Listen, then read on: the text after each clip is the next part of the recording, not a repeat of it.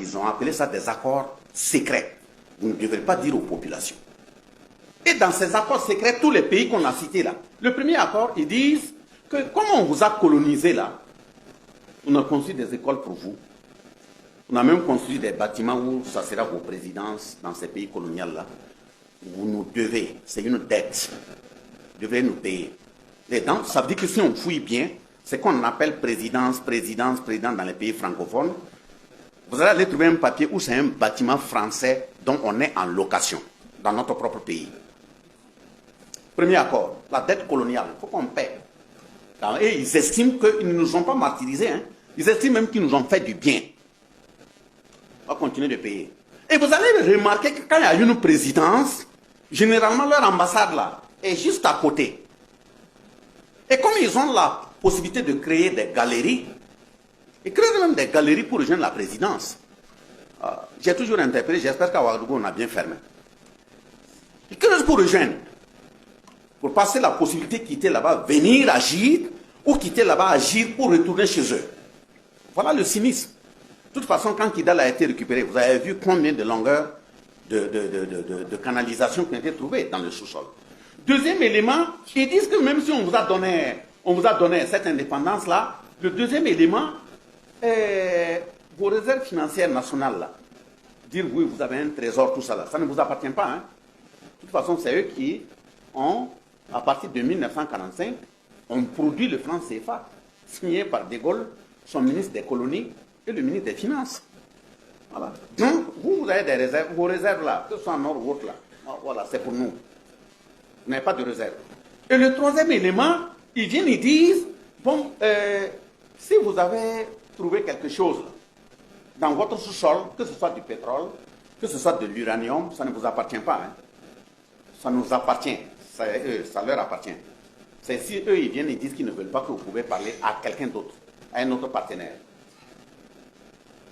Vous voyez, quatrième accord, très dangereux, ils disent que si vous voulez bitumer une route qui va de Manga à Ouagadougou, il ne vous appartient pas de recruter comme ça des entreprises. Non, vous devrez nous informer, nous on informe nos entreprises. Nos entreprises vont venir regarder, voir, si ça leur convient, ils prennent, si ça ne leur convient pas, bon, ils vous laissent et vous pouvez choisir quelqu'un d'autre. Priorité à nos entreprises.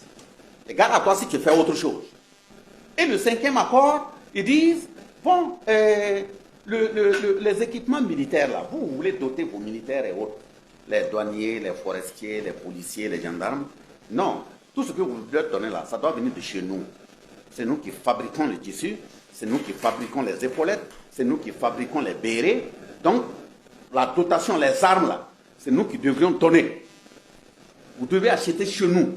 Et on a la possibilité de mettre le prix qu'on veut là-dessus. Vous n'avez pas la possibilité de prendre des décisions pour aller vous doter en matériel militaire. C'est ce qui fait avant que le président n'arrive qu'on soit dans l'élan de souveraineté. Je ne vais pas trahir ceux qui portent la tenue, mais vous allez remarquer quand ils étaient en réunion, même quand c'est pour parler d'une question nationale très intime, il y a des gens qui sont assis derrière eux avec des oreilles rouges. Vous finissez la réunion, vous décidez, la conclusion c'est de payer 3 revolvers, 4 revolvers. Ils vont dire non, ce n'est pas à vous de décider. Non, vous nous permettez, nous on va vous revenir avec la réponse. Il faut qu'on envoie la réponse de l'autre côté des océans, que les gens finissent de prendre leur thé ou leur Nescafé, pour maintenant aller regarder dans leur stock de la première ou la deuxième guerre mondiale, on enlève quelques 6 revolvers qui crépitent même plus, on vient vous donner. Et puis à ces revolvers, on ajoute même un baffle pour vous permettre de chanter et danser. Ou bien ceux qui n'utilisent plus, les avions qui ne volent plus là, ils transportent un vinyle posé. Quand tu regardes, on dirait que c'est pour bombarder des moustiques. Voilà le matériel qui vient de chez eux. Et on dit, nous avons une armée. Vous ne pouvez pas recruter un militaire sans qu'il ne soit au courant. Conséquence, ils connaissent le nombre de ceux qui composent l'armée, ceux qui composent la gendarmerie, ceux qui composent la police. Ça veut dire que s'ils décident d'attaquer à un moment donné, ils savent quel est votre niveau de résistance. Vous ne pouvez pas tenir. Et c'est ce qu'ils ont fait, même jusqu'à côté, c'est en 90, avec les programmes d'ajustement structurel. On a même dit que la sécurité dans nos pays, ce n'est pas la peine. Il faut soudoyer ça, il faut donner ça à des entreprises privées pour faire des gardiennages. On n'en a pas besoin. Ils ont bloqué le recrutement dans toute l'armée. Parce qu'ils savaient qu'ils préparaient du feu qui allait descendre sur le Sahel. C'est comme ça qu'ils font. Maintenant, vous venez, si vous venez, vous prenez le pays. Vous dites que vous voulez vous battre pour vous libérer. Ce n'est pas de l'amusement, la souveraineté. D'abord, il faut d'abord leur dire de partir. Et quand on leur dit de partir, vous allez commencer qu'ils commencent à grincer, non. Et vous allez trouver même des frères burkinabés qui vont dire non, non, non. Ceux-là, ils ne peuvent pas partir. Hein. Et s'ils partent là, vraiment, on ne pourra pas tenir 3 mois. Si tu veux faire ton baluchon, tu les suis, tu pars. Ils vont partir, nous, on va tenir. Et c'est comme ça, possible. Voilà. Et au niveau du 6e élément, ils vont dire, bon, écoutez, vous voyez le droit pour la France de déployer les troupes d'intervention. Ça veut dire quoi? Ils peuvent décider à n'importe quel moment de descendre au Burkina avec leur armée et faire ce qu'ils veulent. Et sous, je pense c'est en 2018, il y a un accord qui a fait feu au niveau de l'Assemblée. Ils ont voulu même modifier cette partie pour associer un autre élément. Si vous vous rappelez, entre-temps, au moment où ils traversaient le pays, on a dit qu'il y a eu l'armée française dans la zone de Niangologo. Je pense qu'ils étaient de transit, ils sont tombés en panne. Même la gendarmerie, pour aller vérifier, on les a sommés, dit de ne pas s'approcher. Ils ont voulu modifier ce côté-là pour associer en disant que l'armée française avait la possibilité de transporter tout type de matière et de matériel, quel que soit le point du Burkina par lequel ils vont rentrer. Aller sortir à l'autre point là, ils ne doivent être arrêtés, encore moins contrôlés par qui que ce soit. Que ce soit l'armée de notre pays, que ce soit la gendarmerie, que ce soit la police, personne ne peut leur dire de s'arrêter, encore moins voir ce qu'ils transportent dans les véhicules. Et justement, vous voyez le cas des Congos, ça y est sur la table, non, tapé. On dit oui, mission de maintien de paix, mission de quoi? Des véhicules roulent, comme les anciens ne dorment pas, ça se renverse, on voit des prélèvements de sol qui sortent en bon. C'est comme ça on vient lutter contre le terrorisme. Vous faites des prélèvements pour aller chercher de l'or du diamant et vous dire vous êtes là pour lutter contre le terrorisme. Voilà ce qui se passe dans nos pays. Donc ici, ça veut dire qu'ils ont la possibilité de déployer leurs forces armées sur notre territoire. Et le 7e élément, ils disent quoi? Ils disent l'obligation de faire, voilà, de faire du français la langue officielle du pays et la langue pour l'éducation. Vous ne pouvez pas utiliser votre propre langue pour éduquer vos enfants. Il faut que ce soit dans une langue étrangère, ça veut dire leur langue. C'est elle qui prime. Afin que vous ne puissiez pas chuchoter entre vous.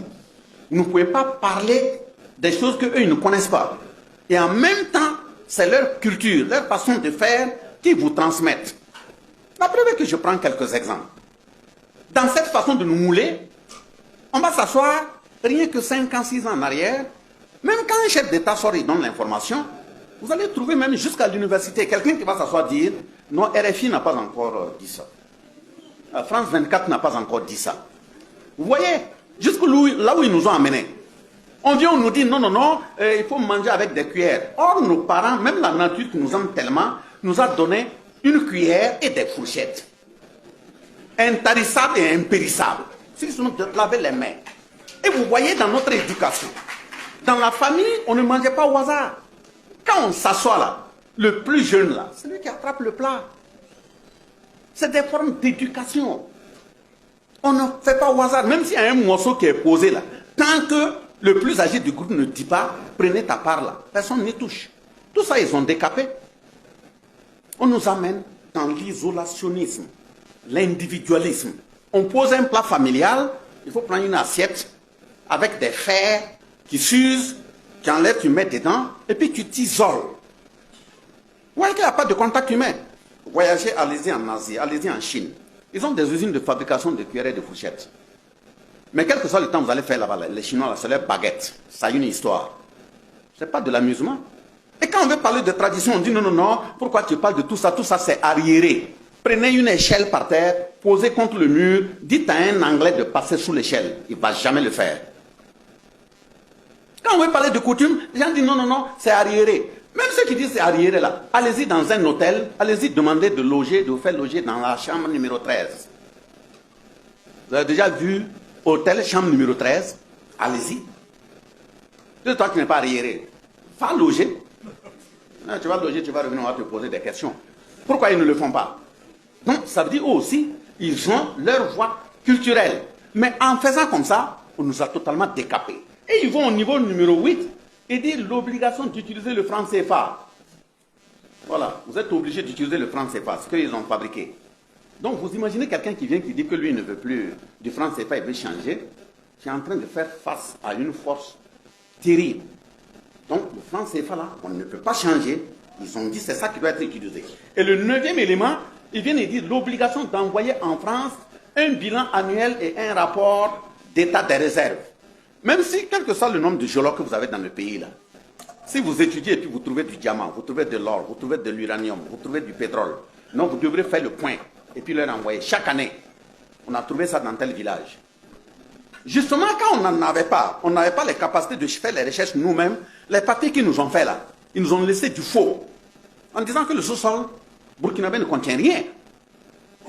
Voilà, un pays, et puis ils insistent les termes, un pays pauvre, voilà, arriéré, tout ça là, ne contient rien. Aujourd'hui, il y a combien de mines d'exploitation industrielle d'or? Ils avaient dit qu'il n'y en a pas, non? Pourquoi ils reviennent faire des permis?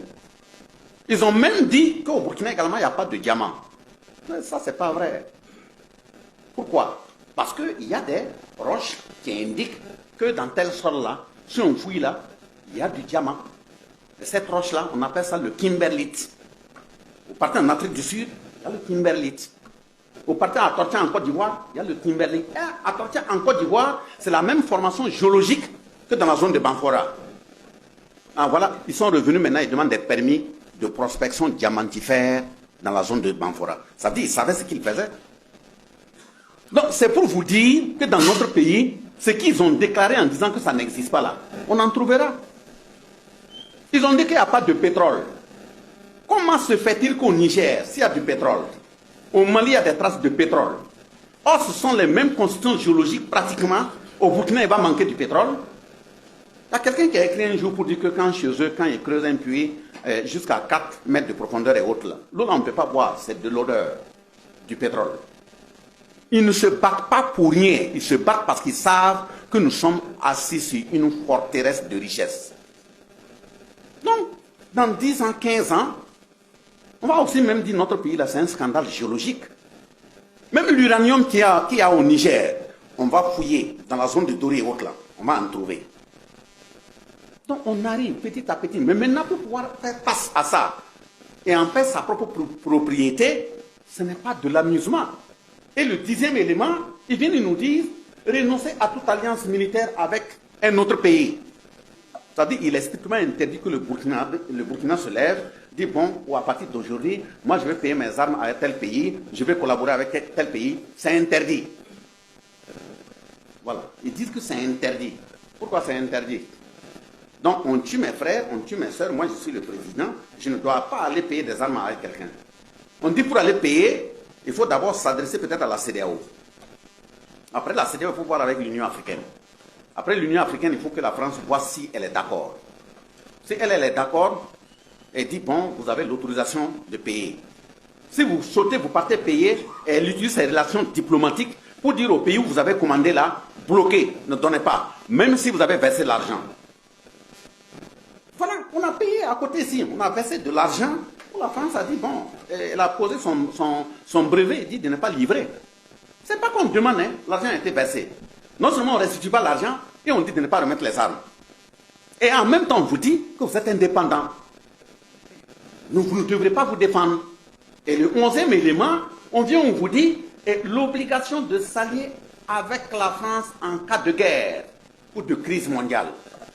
Ça veut dire quoi? Si la France, telle qu'elle est en train de provoquer la Russie, si la Russie la gifle, elle doit venir en Afrique, au Burkina Faso, ramasser des jeunes pour aller en France, pour défendre la France.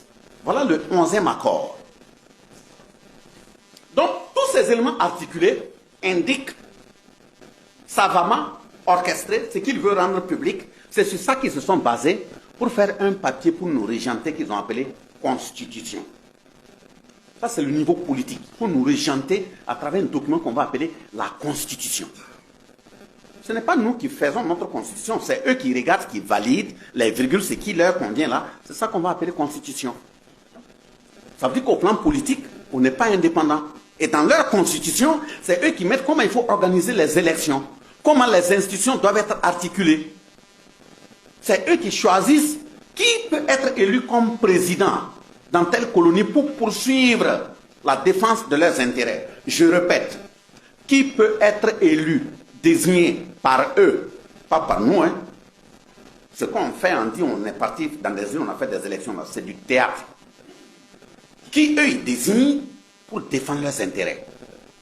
Et c'est ça qu'ils disent dans la Constitution. Et ils disent à l'intéressé, dès lors qu'on arrive à tromper la population, et que c'est toi qui es retenu, ton premier voyage là, tu viens chez nous. Voilà. Puis la présidence fait un communiqué que notre chef d'État a voyagé. Et puis on s'arrête à l'aéroport aligné. Et l'avion est là. Le chef d'État qui voyage. On va le mettre dans une chambre. Avec des couteaux, là croisés dont il ne connaît même pas les limites. On met des champs depuis la naissance, il n'a jamais même entendu. C'est pas ce que ça veut dire. On lui fait boire des décoctions dont il ne sait même pas la composition. Et puis maintenant il revient. C'est en ce moment on lui dit, c'est à partir d'aujourd'hui que tu es président. Mais il vient avec une liste en poche. La liste qui contient qui doit être le Premier ministre. C'est eux qui ont choisi. Qui doit être le ministre de la Défense? Qui doit être le ministre de l'Économie et des Finances? Qui doit être le ministre des Affaires étrangères? Qui doit être le ministre de la Sécurité? Ah, ils choisissent les postes clés. Et le reste, on lui dit, arrivé, comme il y a tant de religions dans le pays, il y a tant d'ethnies, il y a tant de régions, bon, tu fais un petit mélange là de gâteaux, et puis, bon, la population va croire, mon frère est ministre, donc c'est notre gouvernement. Et on dit à ce gouvernement, vous ne pouvez pas vous réunir n'importe quel jour, hein. C'est nous qui choisissons le jour de votre conseil de ministres. Et vous vous réunissez ce jour. Mais avant de vous réunir, l'ordre du jour du conseil de ministres doit être validé par nous. C'est nous qui choisissons les points sur lesquels vous devez discuter. Si nous n'avons pas eu le temps de discuter, de trancher sur un point, gare à toi, tu te prends la tête à aller t'asseoir, laisser les ministres là, l'analyser.